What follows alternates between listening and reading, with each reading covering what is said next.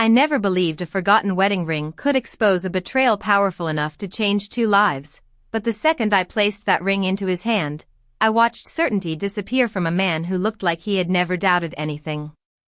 My Friday dinner shift had almost ended when I noticed the ring resting beside an untouched glass of sparkling water in a quiet corner booth.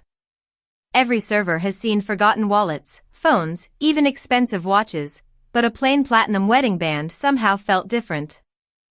My coworkers joked that someone would eventually call looking for it, yet something about the way it had been left behind made me slip it into the restaurant's lost and found envelope instead of heading straight home.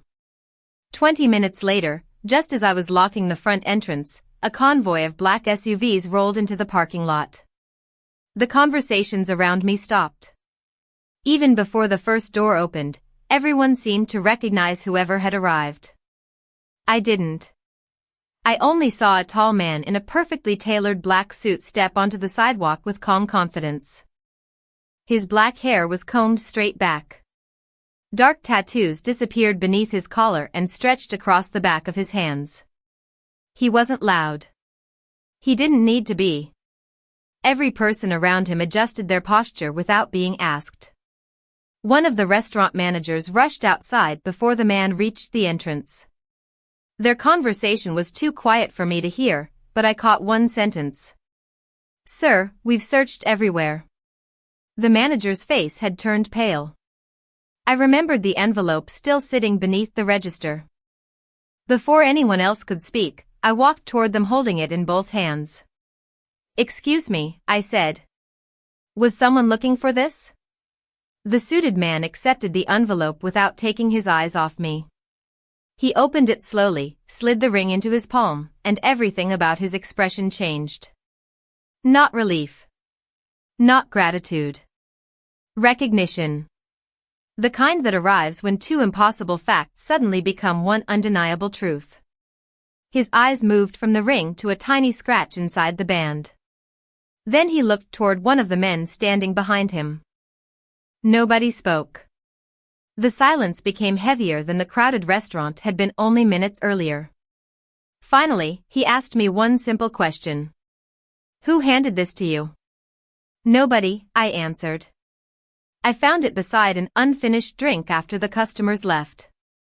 He studied my face long enough to decide whether I was lying. I held his stare because I had nothing to hide. "I'm Emma," I said. "I'm just the waitress who cleaned the table."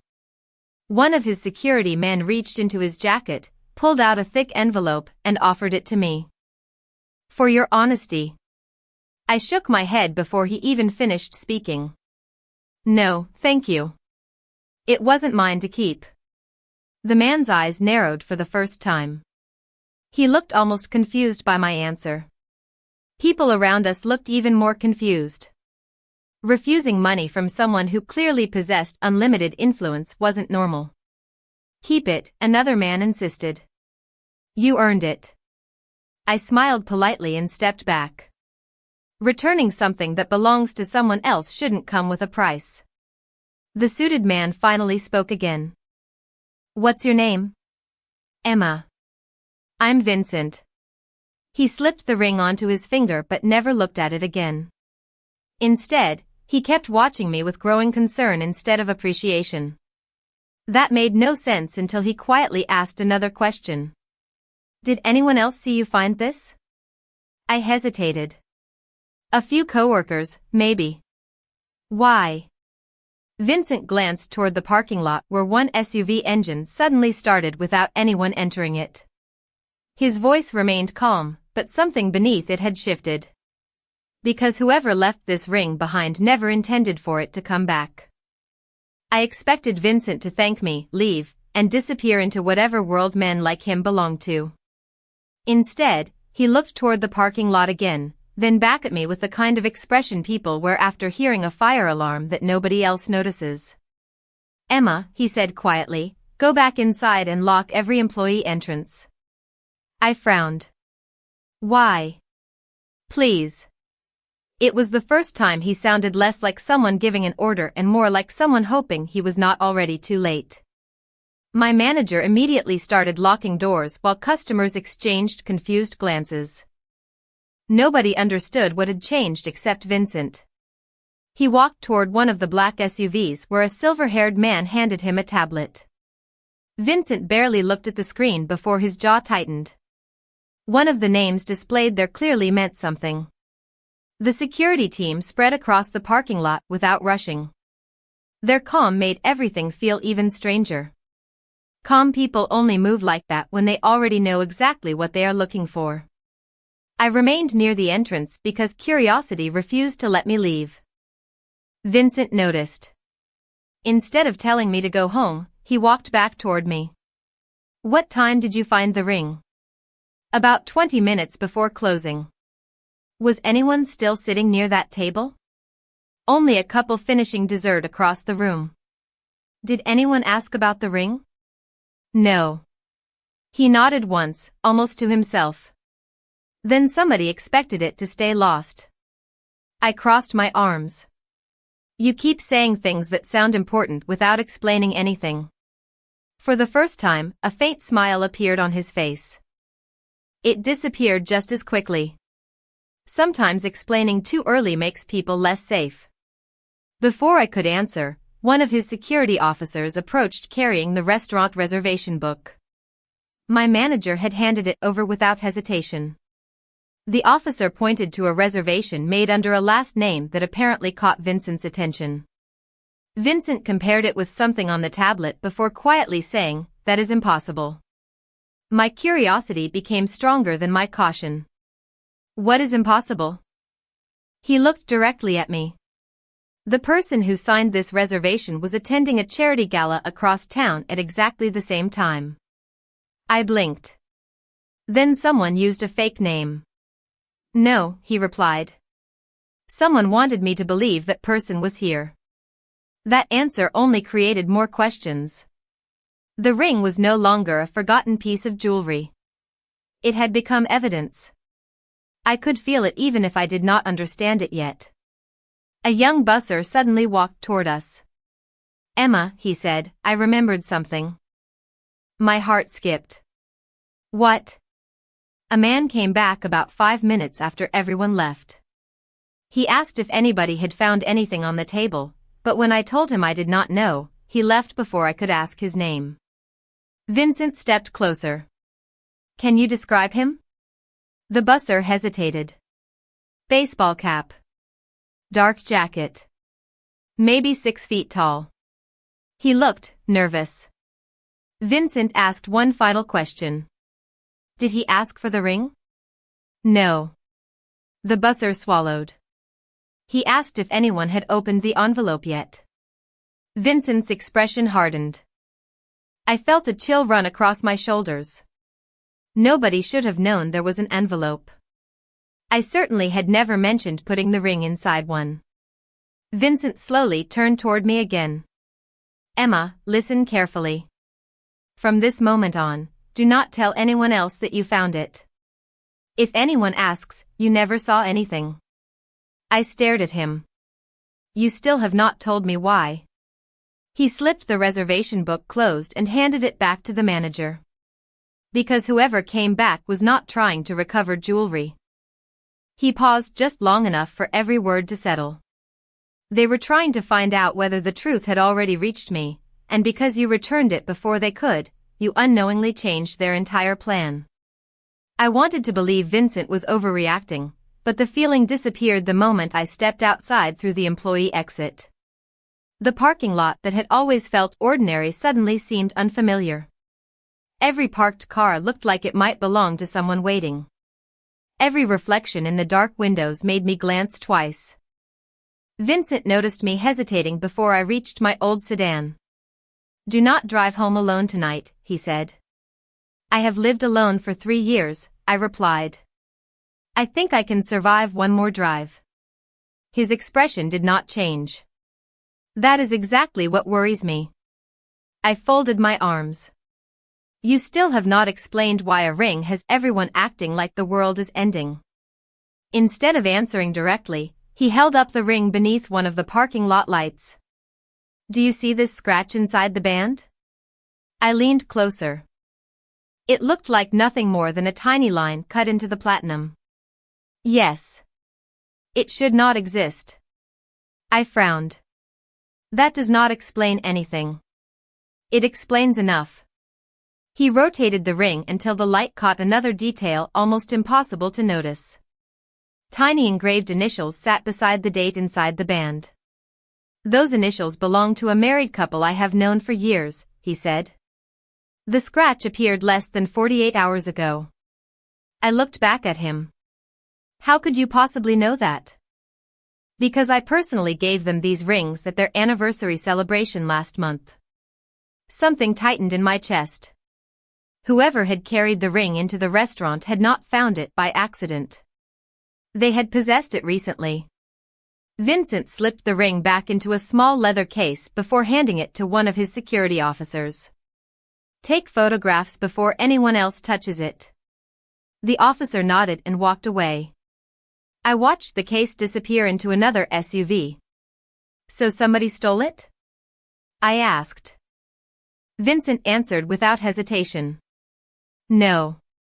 That single word unsettled me more than any explanation could have. Then how did it get here? He looked toward the quiet restaurant windows. That is exactly the question somebody hoped I would never ask. My phone buzzed inside my purse. I glanced at the screen. Unknown number. I almost ignored it, but curiosity won. Hello? Silence. Then a calm male voice spoke. You should have left lost things where you found them. Before I could answer, the call disconnected. My heartbeat climbed into my throat. Vincent had already noticed my face. Who was it? I showed him the screen. Blocked number. He immediately asked one of his men to trace the call, although I doubted anyone could. What did they say? I repeated every word exactly. Nobody around Vincent looked surprised. That frightened me more than the call itself. It meant they had expected this. Vincent took a slow breath before looking directly into my eyes. Emma, from this moment forward, if your routine changes, you tell me. I almost laughed. You make it sound like I work for you. You do not. His answer came instantly. But somebody now believes you are connected to me. Those words landed harder than I wanted to admit. I had met him less than an hour earlier. Somehow that had become enough for strangers to notice. My manager walked outside carrying my coat and keys. Emma, somebody asked if you still closed every Friday night. I turned toward him. Who? I do not know. They called about 10 minutes before you came outside. They knew your first name. Vincent closed his eyes for one brief second. It looked less like frustration and more like confirmation. The reservation, he murmured. The envelope. The phone call. They are measuring how much we know. I shook my head. You keep saying we. Vincent opened the passenger door of the nearest SUV instead of answering. Because whether either of us wanted it or not, somebody has already decided we are standing on the same side. I should have gotten into my own car and driven away, but every instinct that had kept me safe for 27 years suddenly felt unreliable. I looked at the dark street beyond the parking lot and realized I could no longer tell the difference between ordinary coincidence and real danger. Vincent waited without pressuring me. That surprised me. A man accustomed to authority could have simply expected obedience, yet he stood beside the open SUV door as though he understood that trust could not be demanded. It had to be chosen. I finally climbed inside. The leather seat was still warm from the engine running. 2 security vehicles pulled onto the street ahead of us while another followed behind. This is excessive, I muttered. Vincent kept watching the traffic through the window. I hope you are right. We drove several blocks in silence before his phone vibrated.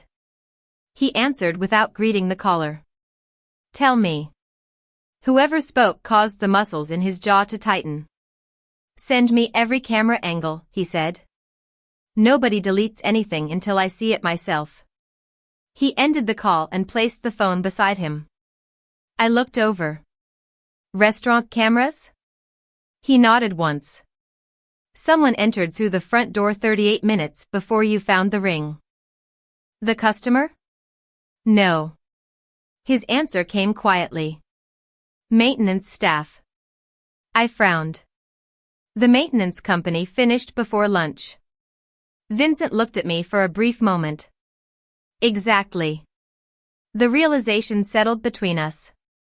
Someone had entered wearing a uniform they should not have been wearing. They were not fixing anything, I whispered. No. He stared out the windshield again. They were placing something. A strange chill settled over me. The ring. Or making sure it would be found. I turned those words over in my mind. Found by me? Vincent did not answer immediately. That is what I have not figured out. We arrived at a large stone mansion surrounded by quiet trees instead of bright city lights. It looked elegant rather than intimidating. Nothing about it suggested panic, yet everyone who greeted Vincent moved with quiet urgency. A woman wearing a navy business suit met us inside the front entrance. Good evening, sir. She noticed me but asked no questions. Vincent handed her my name instead. Emma stays here tonight. I immediately shook my head. No, I do not. Both of them looked at me. I appreciate the concern, I said, but I have work tomorrow morning. Vincent surprised me again. He did not argue. Then let me ask one question. Fine. If you return home tonight and another unknown caller already knows where you parked your car, will you still believe this has nothing to do with you? I opened my mouth and found no answer. The woman quietly offered me a cup of tea before disappearing into another room. I accepted it mostly because my hands needed something steady to hold. A few minutes later Vincent returned carrying a tablet. He placed it on the coffee table between us instead of hiding it. Security footage filled the screen. I watched the restaurant entrance from an overhead camera. A man wearing a maintenance uniform walked in carrying a toolbox. He paused beside the corner booth for less than 10 seconds before leaving through another exit. No repairs. No conversation. Nothing that would attract attention. Vincent slowed the video until the man briefly lifted his wrist to check the time. His sleeve shifted just enough to reveal an expensive watch engraved with the same initials that appeared inside the ring. I looked up in disbelief. That cannot be a coincidence. Vincent remained silent for several seconds. When he finally spoke, his voice had lost the calm certainty I had heard all evening. It is not. Do you know him? He nodded slowly, but there was disappointment in his eyes instead of anger.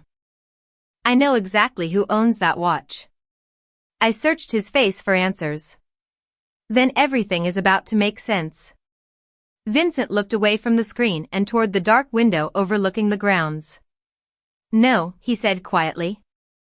Everything is about to become much more difficult because that watch belongs to someone I trusted enough to never question.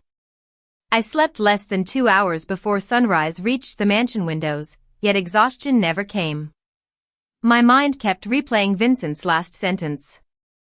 Trust was not something people like him handed out easily, so hearing disappointment in his voice carried more weight than anger ever could. I found him standing alone in a quiet library overlooking the gardens, already dressed in another perfectly tailored black suit as though he had never gone to bed. Several folders lay open across the large wooden table beside photographs, security reports, and restaurant floor plans. He glanced up when I entered. You should be resting. I tried. I poured myself a cup of coffee instead. My brain refused. A faint smile crossed his face before disappearing. Mine has been doing that for years. I stepped closer to the table. You said the watch belonged to someone you trusted. Who is he? Vincent remained silent long enough to make me wonder whether he would answer at all. Finally, he slid a photograph toward me. It showed him standing beside another man outside a charity fundraiser. Both of them looked relaxed, almost like brothers. His name is Daniel, Vincent said. He has managed financial operations for nearly 8 years. I studied the picture again. Could someone have borrowed his watch? Vincent slowly shook his head. Daniel never removes it. His wife gave it to him on their wedding day. My eyes drifted back to the engraving visible in the enlarged security image. Suddenly the room felt smaller. Then either Daniel was in the restaurant, or someone wants me to believe he was. I looked at Vincent. Which possibility scares you more? He answered immediately. The second one. Before I could ask why, another member of his team entered carrying a sealed envelope. Sir, the laboratory finished examining the ring. Vincent opened the report without speaking. His eyes moved quickly across each page before stopping. I watched the confidence leave his expression for the first time since meeting him. What happened? I asked quietly. He handed me the report. I recognized only one sentence that had been highlighted. Recent fingerprints had been intentionally removed from the outer surface. My stomach tightened. Someone cleaned it. Vincent nodded. Only the outside. I frowned. Why leave the inside untouched? He took the report back and pointed to another note farther down the page. Because microscopic fibers remained inside the band. I looked at him, confused. Fibers? Blue restaurant napkin fibers. He met my eyes. The ring was cleaned before it ever reached your table. I slowly understood. So whoever placed it there expected nobody to examine it closely.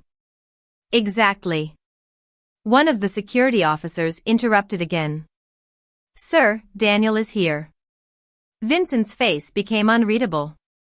Bring him in. A few moments later the man from the photograph entered the library carrying himself with calm professionalism.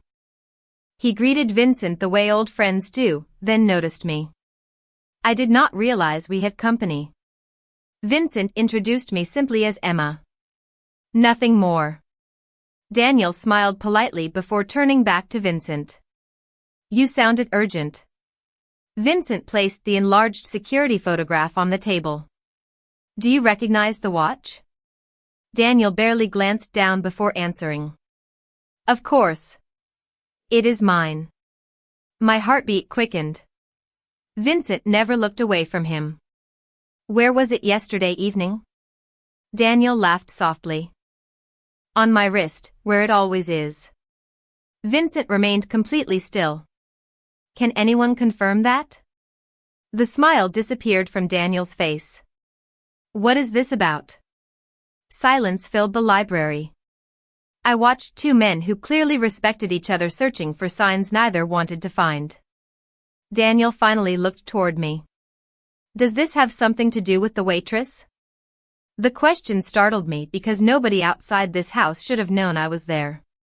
Vincent noticed my reaction immediately.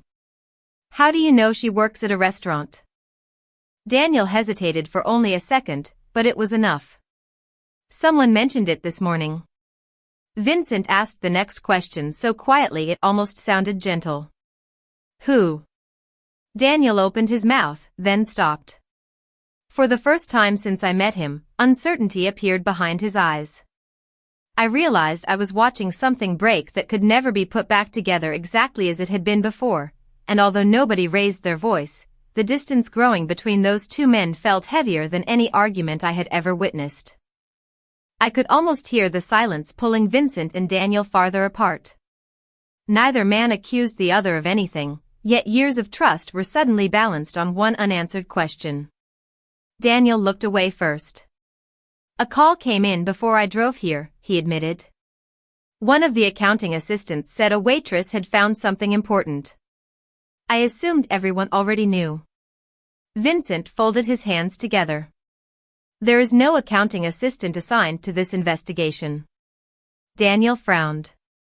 Then someone lied to me. Vincent did not answer.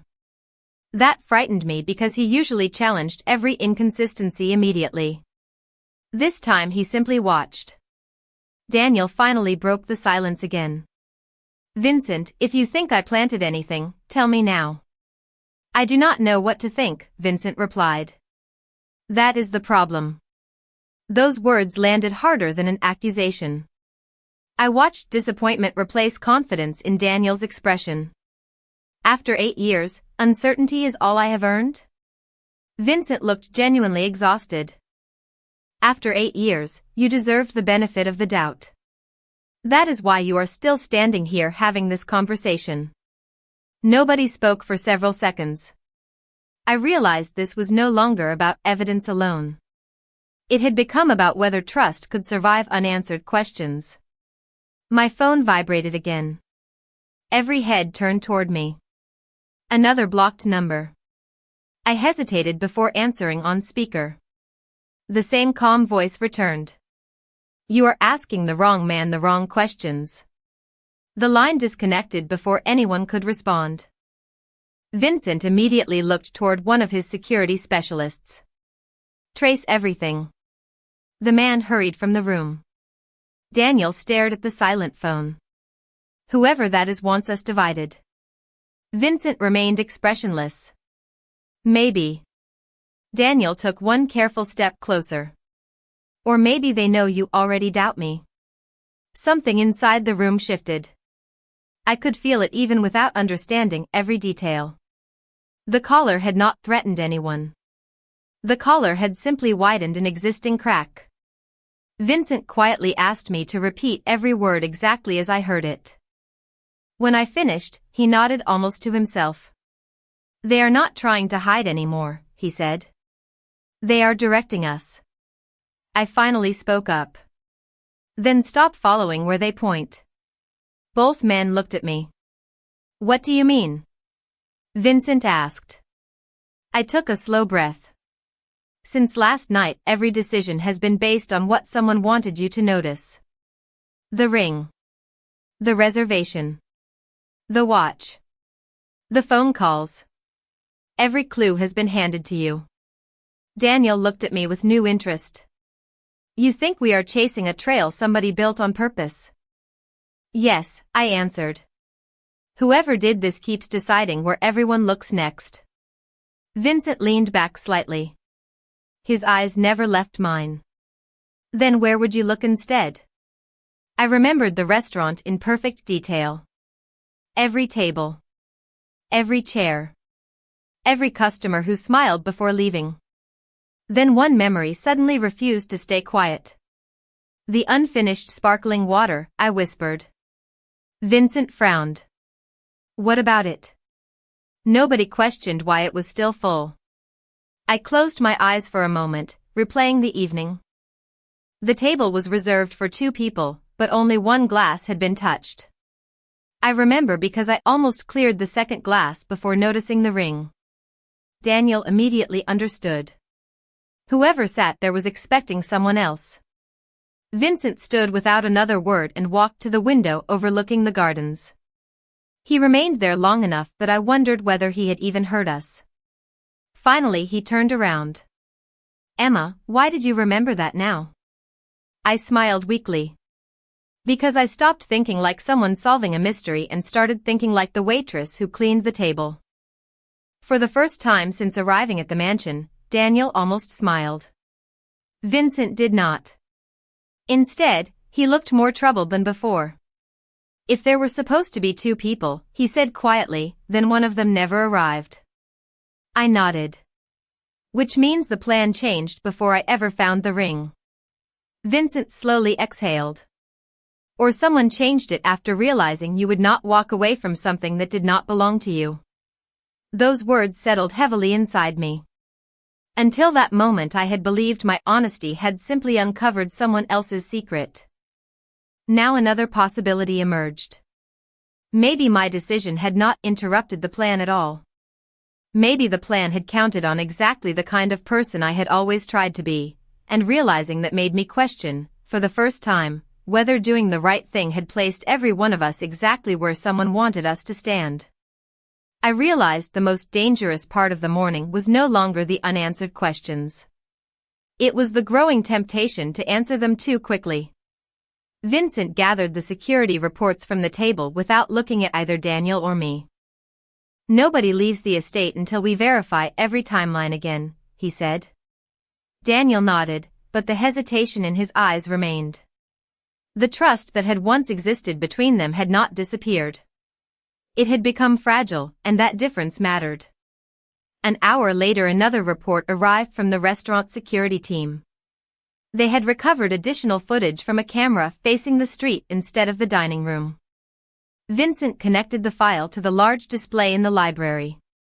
We watched the same evening unfold from a completely different angle. The man wearing the maintenance uniform entered exactly as expected, but this time another figure appeared across the street. A woman stood beside a newspaper box for several minutes before walking away without entering the restaurant. She never looked toward the building, yet every few seconds she checked her watch. She is waiting for confirmation, I said. Vincent nodded slowly. Not for a meeting. For a signal. Daniel leaned closer to the screen. Freeze the frame. Vincent paused the video. The woman's reflection appeared faintly in the restaurant window. Daniel pointed toward the glass. Someone inside raised a hand. I narrowed my eyes. It was almost impossible to see, but he was right. A quick movement. A silent signal. The maintenance worker left less than 30 seconds later. Vincent replayed the sequence several times before quietly speaking. The person inside was never captured directly. Daniel answered without taking his eyes off the screen. Because they already knew where every camera was positioned. The room fell silent again. That observation eliminated dozens of possibilities. Whoever had helped coordinate the exchange understood the restaurant layout well enough to remain invisible. I suddenly remembered something so ordinary that I almost dismissed it. The hostess changed tables twice that night, I said. Vincent looked toward me immediately. Explain.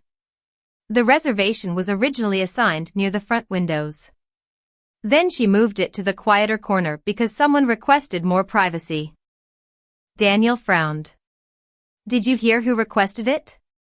I shook my head. No. I only remember the hostess apologizing because the first table was already prepared. Vincent immediately called the restaurant manager. The conversation lasted less than 3 minutes. When he ended the call, disappointment crossed his face again. The hostess did not move the reservation. Then who did? I asked. Someone used the manager's login credentials to change the seating chart remotely 1 hour before opening. Daniel slowly sat back. This has been planned for days. Vincent nodded once. Maybe longer. I watched him stare at the paused image of the empty corner booth. For the first time, he seemed less interested in finding a guilty person than understanding why someone had designed such an elaborate chain of events. They wanted that table, I whispered. Not because of the customers. Vincent turned toward me. Go on. Because only that table sits outside the direct camera angle while still remaining visible from the street. Daniel closed his eyes for a moment. Which means every piece fits together. Vincent disagreed quietly. No. One piece is still missing. He opened the laboratory report again and placed the enlarged photograph of the ring beside the seating chart. If someone wanted me to discover the betrayal, why remove every fingerprint before leaving the ring behind? Nobody answered. The question lingered in the room until I noticed something I had ignored since the beginning. The scratch inside the band crossed directly through the engraved anniversary date. Not beside it. Through it. I looked up at Vincent. You said that scratch was new. Yes. What if it was never damage? Vincent stared at the photograph before slowly lifting the actual ring from its evidence pouch. He tilted it beneath the light exactly as he had done on the night we met. Suddenly the line reflected differently. It was too straight. Too deliberate. Daniel stepped closer. That is not accidental wear. Vincent carefully rotated the band one more time. The single line intersected the engraved date at exactly one number. His expression changed in an instant. It was not relief. It was painful recognition. "It is a marker," he whispered. "Someone intentionally crossed out the anniversary." I felt my heartbeat quicken. "What does that mean?" Vincent looked at Daniel, and the disappointment that had separated them since morning finally shifted into something else. Determination. "It means the ring was never left behind to accuse one person," he said. "It was left behind to tell me that the marriage itself had become the betrayal, and I have been asking the wrong question since the very beginning." The library became so quiet that I could hear the grandfather clock in the hallway marking each passing second. Vincent continued studying the ring as though it had become a map instead of a piece of jewelry. "The anniversary date was deliberately crossed out," he said. "Not to erase a marriage. To tell me that a promise had already been broken before this ring ever reached the restaurant." Daniel slowly lowered himself into a chair. "Then whoever planned this wanted you to stop looking for a missing object and start looking at a relationship." Vincent nodded. "Exactly." He reached for another folder and removed several photographs from the anniversary celebration he had mentioned before. They showed smiling guests, speeches, and the married couple wearing identical rings. He spread the pictures across the table until one finally caught his attention.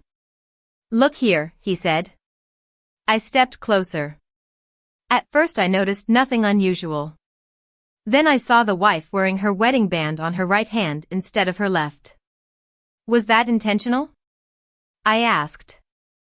Vincent studied the image carefully. "I assumed she had switched hands because of an injured finger." Daniel looked at another photograph taken only minutes later. The ring had returned to her left hand. "That happened during the same evening," he whispered. Vincent immediately called the event photographer and requested every unedited image from that night. Less than 30 minutes later, hundreds of photographs appeared on the large display. We watched them one after another until a single frame froze everyone in the room. The wife was quietly exchanging a folded note with someone standing behind a decorative flower arrangement.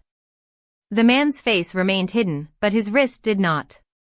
The same engraved watch appeared beneath his jacket sleeve. Daniel closed his eyes. "Someone borrowed my watch." Vincent did not argue. Instead, he enlarged the image until another detail emerged. The man was left-handed. Daniel was not. Vincent looked at him for several long seconds before speaking. "I should have noticed that yesterday." Daniel released a slow breath that sounded almost painful. "You wanted to believe the evidence more than the friendship." Vincent accepted those words without defending himself. "Yes." Hearing him admit that changed something inside me. The powerful man I met outside the restaurant had finally allowed uncertainty to become humility. Another member of the security team entered carrying a visitor log from the anniversary venue. "Sir, we found one additional guest who signed in under a temporary vendor pass." Vincent scanned the page before handing it to Daniel. Daniel frowned immediately. "This company does not exist." Vincent looked toward me. The maintenance uniform. The fake reservation. The false accounting call. Every identity was borrowed. I nodded slowly. Nobody wanted to become invisible. They wanted everyone to look at the wrong person. Vincent closed every folder on the table. "Then we stop chasing people and start chasing the pattern." By late afternoon, the remaining pieces finally aligned. The false maintenance company, the fake reservation adjustment, the borrowed watch, and the anonymous calls had all been routed through the same temporary business registration created only 1 week before the anniversary celebration. The registration listed one emergency contact. It belonged to the husband whose wedding band had disappeared. Daniel stared at the report in disbelief. "He built the trail himself." Vincent quietly corrected him. "No. He built a trail that someone else expected me to follow." I looked from one man to the other. Then he was not betraying you. Vincent slowly shook his head. He was trying to warn me without trusting anyone around him enough to speak openly. The weight of those words settled over the room. The missing husband had risked his own reputation because he believed ordinary conversations were no longer safe. The ring had become his final message. Vincent slipped it carefully back into its case before looking at me. Emma, you once asked why everyone acted as though the world had changed after you returned something that did not belong to you. I nodded. His voice became softer than I had ever heard it.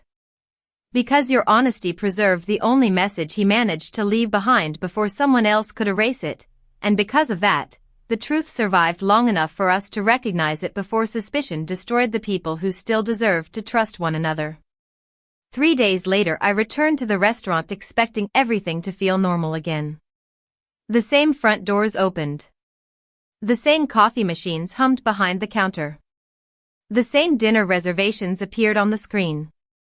Yet nothing felt ordinary because I had learned how easily an ordinary evening could become the beginning of someone else's hidden story. My coworkers welcomed me back with curious smiles, but nobody knew everything that had happened. They only knew that several investigators had visited the restaurant, reviewed security footage, and quietly thanked the staff for their cooperation. The questions eventually stopped. Life slowly resumed. I thought that chapter had ended until Vincent walked through the entrance just before my shift ended. This time there were no flashing headlights, no hurried conversations, and no visible urgency. He came alone. His black suit looked as precise as ever, and the tattoos across his hands were impossible to ignore, but something about his expression had changed. The guarded distance I had seen the first night had softened into quiet respect. I walked toward his table carrying a glass of sparkling water before either of us spoke. He looked at it for a moment and smiled faintly. I suppose that choice is intentional. Maybe a little, I admitted. He laughed softly, the first genuine laugh I had heard from him. That is fair. We talked longer than I expected. Not about investigations or security reports. Not about hidden messages or false identities. Instead, we talked about ordinary things that somehow felt extraordinary after everything we had experienced.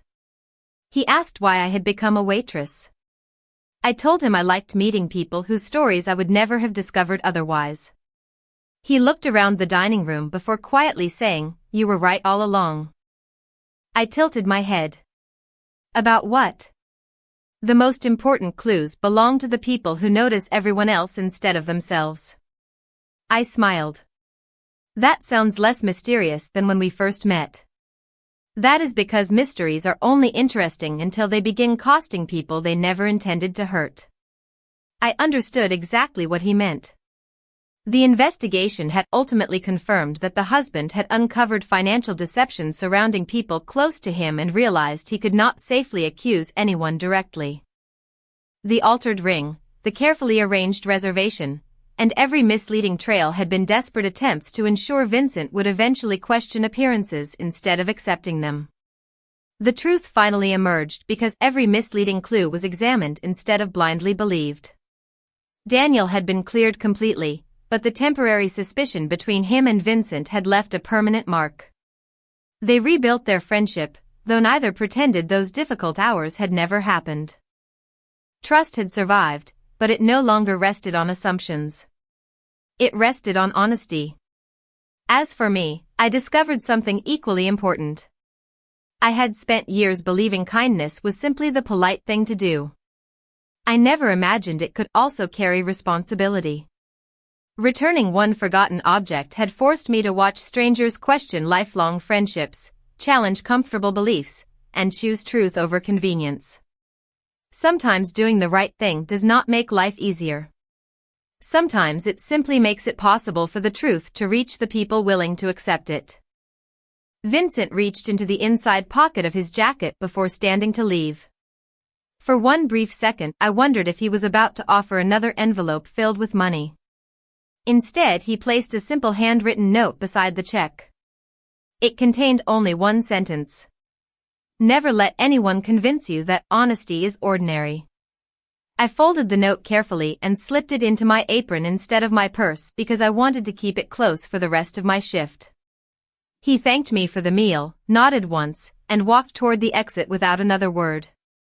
Just before he reached the door, he turned back. Neither of us waved. Neither of us needed to. Some people leave your life with promises. Others leave with silence that somehow says even more. Every now and then another customer forgets a wallet, a phone, or a set of keys on one of my tables. I always return them without hesitation. My coworkers joke that I care too much. Maybe they are right. But every time I place a forgotten belonging back into someone's hand, I remember that one quiet evening when a simple choice changed the direction of 2 lives, and I remind myself that integrity rarely announces its importance in advance. Sometimes it looks no different than a waitress finishing her shift, noticing something everyone else walked past, and deciding that the right thing is still worth doing even when she has no idea where that choice might lead.